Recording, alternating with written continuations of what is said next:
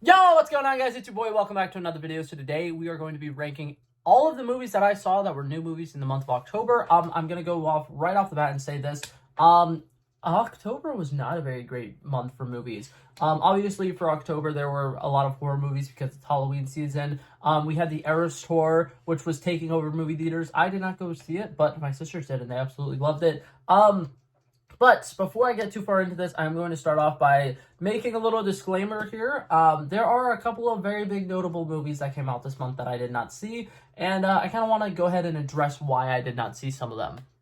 Alrighty, so The Exorcist Believer, this one is very simple. I am not a big fan of horror movies. I like kind of the thriller aspect. I kind of figured that out this month. I did a series where I watched the entirety of the Scream series, and I really enjoyed every single one of those. But I am not the kind of person to go watch, like, the supernatural horror stuff. I think that stuff is just absolutely terrifying, and it does not sit well with me. So for those movies, I'm not seeing them in theaters. So Exorcist Believer, I did not get a chance to go see, and it's as simple as the fact that I am just a chicken shit. Alrighty, now this one obviously is a very big notable one that is missing, and a lot of people were saying that this is the only good movie that came out in the month of October.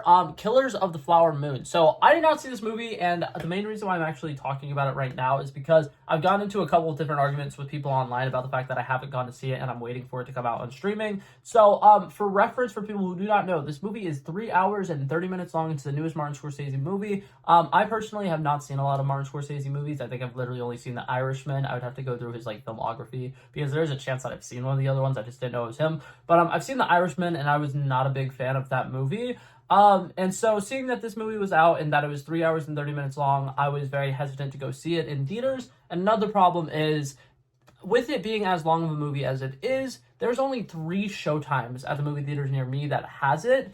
And 2 of the showtimes don't really work for my work schedule. One of them was early on in the day. I want to say it was like 11 o'clock or something. I work 4 a.m. to 12 shifts, so I wouldn't be able to get to that movie in time to go see it. And then the other showing that they had that was the later showing was 10 o'clock at night, and because it is a 3.5 hour long movie, I wouldn't be getting home from the movie theater until after 1 a.m. And like I said, I work at 4 a.m. in the morning. So those 2 options weren't really available for me. And then the middle of the day option was something that started around 3:45, which created the issue of I wouldn't be able to do my chores for the day. I record YouTube videos every single day, and I am constantly making dinner for my family and stuff like that. So I did not have time to spend 4 hours out of my day to go to the movie theaters and just watch this movie. So I am going to be watching it when it's out on Apple TV next month, but I just don't want to get any backlash for the fact that I did not get to go see it.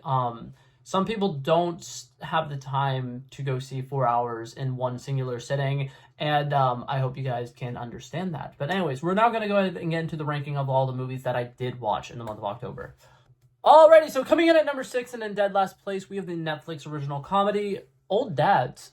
Something that I've kind of came to realize this year is Netflix original and comedy automatically means that you are probably going to go watch a very bad movie.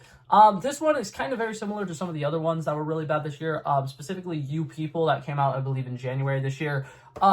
It's a comedy movie that's trying to, show you guys how, oh my god, all of the young people, really suck. And it's kind of trying to be, progressive, but in a way that's not progressive at all. And it really bothers me. I'm a huge fan of Bill Burr. I think that he is a great stand-up comedian, and I still think that he is one of the funniest stand-up comedians out there. But this movie just did not work for me. His style of humor was okay. There were a lot of sequences that were, really over-the-top, unnecessarily, dirty humor, or, foul humor, and it really bothered me. This is a raunchy comedy, and a lot of my problems that I have with this movie is they have a lot of people who are young and hip and supposed to be like Gen Z, and it just tries to stereotype how Gen Z is, and it really bothers me because it's really over the top and overdone, and obviously that's for comedic effect, but it's to a point where it's unrealistic, and it actually takes me out of the movie itself.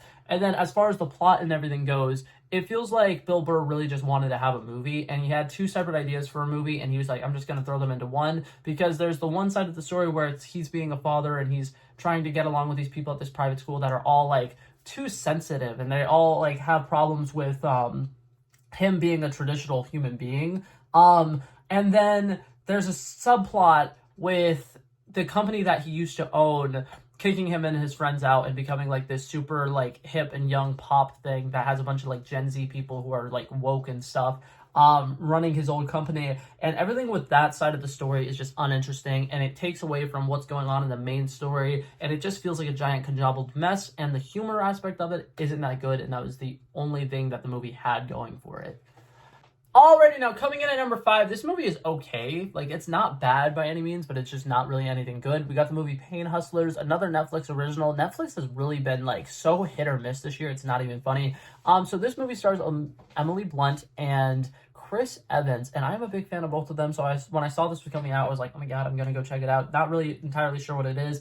And it's a biopic of sorts about a pharmaceutical company that was using illegal drugs, and then they went to trial a couple of years later. And it definitely has like a lot of things in common with movies that are great movies, but it's just so bland and boring and lifeless. You don't really care about a lot of the characters, and for the most part, everybody in this movie is just not somebody you want to root for, which I feel like doesn't really work in a movie like this. You really have to have at least somebody there who you're like, I really hope this person's successful, but it's just, this person's a jackass, this person's an asshole, this person's a dick, and you're just kind of watching what's happening in their story, and none of them really get any good redemption arcs. The stuff with the trial is not really that interesting. It really is disappointing, because at first I was watching it, I was like, oh my god, they're doing like trial sequences stuff. It's going to be somewhat similar to Social Network.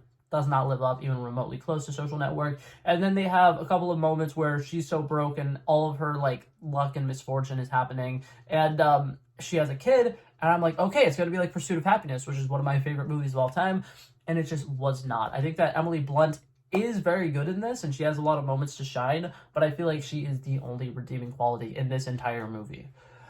Coming in at number 4, I don't know if you guys would even consider this a movie, but I watched it and I consider it a movie. So, Avengers Code Red. I thought that this movie was fun. It was definitely for kids, and you could definitely tell with a lot of the humor and stuff in it that it's for kids. But it is one of the first Avengers movies we've gotten where the Avengers have interactions with Wolverine, and I really enjoyed it. I thought that it was actually a whole lot of fun. Like I said, some of you guys probably wouldn't consider this a movie. It's more of a special presentation, but it's a 45-minute long Disney Plus original, and I went ahead and watched it, and I thought that it was good. And I didn't get to make a video talking about it, so I wanted to include it here. I think that it's a very charming movie. I think that the Avengers dynamic is really good. I think that they do a good job of making the Collector a villain, which I think is always fun. I feel like the MCU, they haven't really done anything with the Collector to make him an evil person. But in this movie, he gets a chance to shine and be an evil person, and I thought that that was great.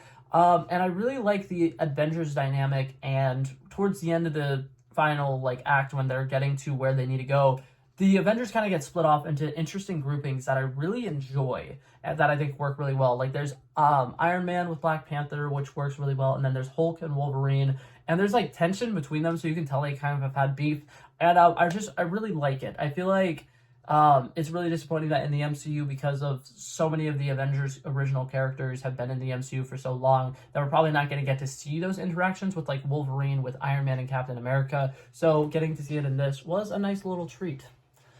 Now, coming in at number 3, we have Five Nights at Freddy's. As somebody who grew up being a huge fan of Five Nights at Freddy's, originally when I went to go see this movie, I was a little disappointed because I thought that it didn't have enough horror, it didn't have enough like action sequences. I thought that it was kind of annoying that it didn't live up to the original game, because in my opinion, this is supposed to be the first Five Nights at Freddy's movie out of 3 that have already technically been confirmed. And in my opinion, this movie just feels like setup. The majority of the movie feels like setup, but at the same time, it's a character study on the character of Mike. He's really stuck on something in the past that he's missing out the opportunities of things that are happening in front of him right now. I think that they do a good job showing that the animatronics are really just children who are programmed to do things that they don't really want to do. And I think that they do a really good job of matching it up to the lore of the video game. Obviously, Scott Cawthon, the guy who wrote and created the original games, was a screenwriter on this project. And I think after rewatching it on Peacock and having that second experience of it, I thought that it was really good. I actually genuinely kind of enjoyed it. I think that the only thing that really disappoints me about this movie is the fact that they got Matthew Lillard to play the villain of the movie, and they only gave him about 5 minutes of screen time. But other than that, there's a lot of charm to this movie, and I think that Josh Hutcherson does a really good job in this movie. I feel like all of the actors and actresses actually do a really good job with this movie, and the set design was really, really well done. I really liked it, and I thought that they did a good job bringing this video game to life. And even though they changed some of the little things here and there, they really stuck to the lore, and it was great. Now, coming in at number 2, I absolutely loved this movie. It is totally killer. If you guys have not seen this movie, you should definitely go check it out. It's an Amazon Prime original. It is what if Back to the Future was gender swapped and paired with the Scream movies, and oh my god, it is fantastic. I absolutely loved it. I think that all of the time travel, little sci-fi stuff in this movie was really, really good. I think that the actual like horror aspect of it was pretty interesting. Like I said earlier in the video, I binge watched all of the Scream movies this year, and I watched them all for the first time ever. And this movie feels great, like as a like slasher type horror movie. Obviously it's not that scary, but I think that it really works when it tries to dive into the horror side of things. I think that Kernan Sherpa, something like that, the main actress in this movie is incredible. I think that she's so much fun, and she's absolutely hilarious, and her chemistry with everybody on screen is really, really good, and I very much enjoy everything that they try to do with her character. And I think that all of the stuff with the 80s tropes is so much fun. I think that a lot of people will say that the 80s have been overdone in movies and TV recently, but I think that this one is just great. And one of my only flaws with this entire movie is the amount of times the main character tries to correct people in the 80s for doing something that's like not correct or whatever. They say that, I don't know, she uses a lot of like woke stuff, as people would say it nowadays, but she just keeps correcting people on that, and the joke is so overplayed in the movie. But other than that, I think that it is incredibly fun, and if you did not watch it, I would definitely recommend watching it. It feels like a really good Halloween staple movie that I will be watching in the future.